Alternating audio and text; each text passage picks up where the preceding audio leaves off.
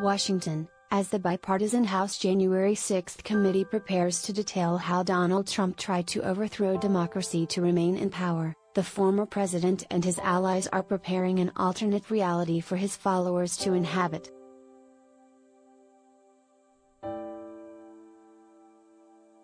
In this universe, the members of Trump's mob who assaulted police officers and breached the Capitol, and are now being prosecuted for it, are actually political prisoners. The January 6 committee, which includes 2 Republican members, one of whom is the vice chair, is a sham.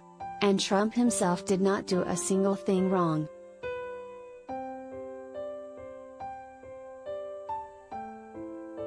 The January 6 hearings will be damning for Donald Trump, said former Representative David Jolly, who served in Congress as a Florida Republican.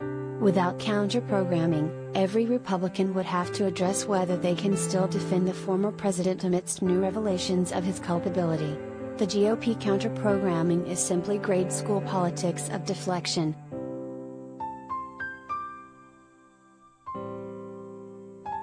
Every time you see a Republican counter-program the hearings, you will see a Republican participating in Trump's cover-up, said Amanda Carpenter, a former top aide to Republican Senator Ted Cruz of Texas. There will be bombshells, and every Republican who opposed the creation of the committee is a Republican who worked to prevent that information from ever becoming public.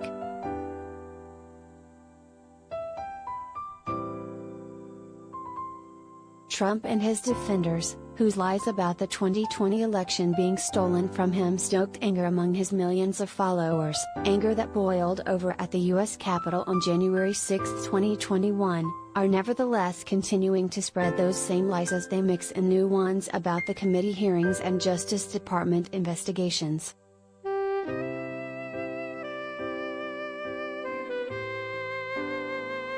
Matt Schlapp, who heads the Trump-aligned Conservative Political Action Conference and who personally helped spread Trump's election lies in Nevada in the weeks following the 2020 election, wrote in a Wednesday Twitter post, "The 1/6 charade is more like a DNC convention than a congressional hearing."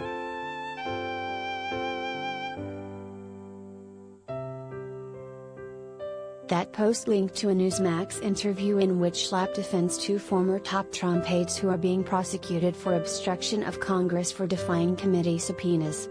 They were indicted because of their politics, he said.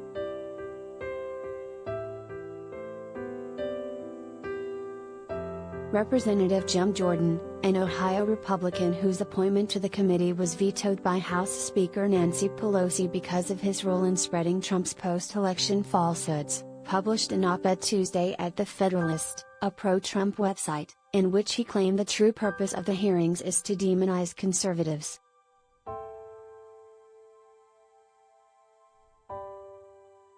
Democrats want to use the violence of January 6 to stigmatize conservative voices and delegitimize conservative ideals, Jordan wrote.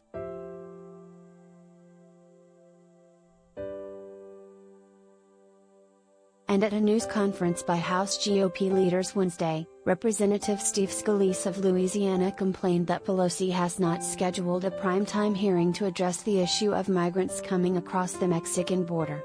Nancy Pelosi continues to politicize January 6, he said.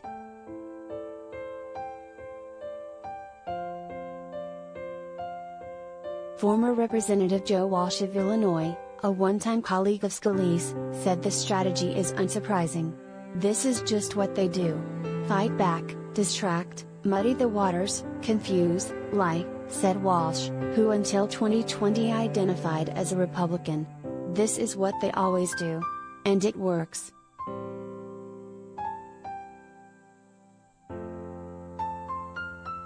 The January 6 committee is planning a series of 6 public hearings, starting at 8 p.m. Thursday, to lay out Trump's actions and statements that led to the violent attack on the Capitol, a last-ditch attempt to prevent Congress from certifying Joe Biden's legitimate election win. All 3 major broadcast networks are carrying the hearing live, as are CNN and MSNBC on cable.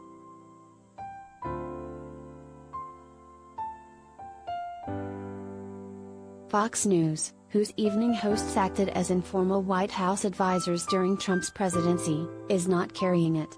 At 8 p.m., top-rated Tucker Carlson, who months ago produced a documentary claiming that January 6 was a false flag operation, is scheduled to host his show as normal.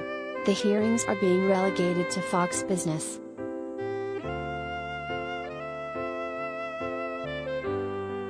Fox is a pure propaganda outlet, said Norman Ornstein, a political scientist with the conservative-leaning American Enterprise Institute.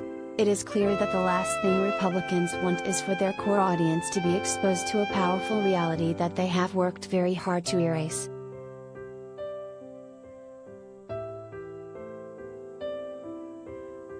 He added, though, that given that so many hardline Republicans have become Trump true believers, the only meaningful audience for the committee is swing voters and low-propensity Democratic voters.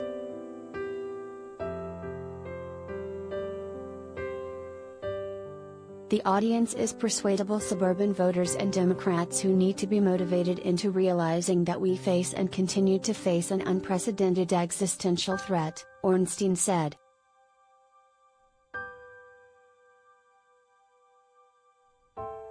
Trump, despite losing the election by 7 million votes nationally and 306 to 232 in the Electoral College, became the first U.S. president in more than 2 centuries to refuse to hand over power peacefully. His incitement of the January 6 assault on the Capitol killed 5 people, including 1 police officer. It also injured another 140 officers and led to 4 police suicides.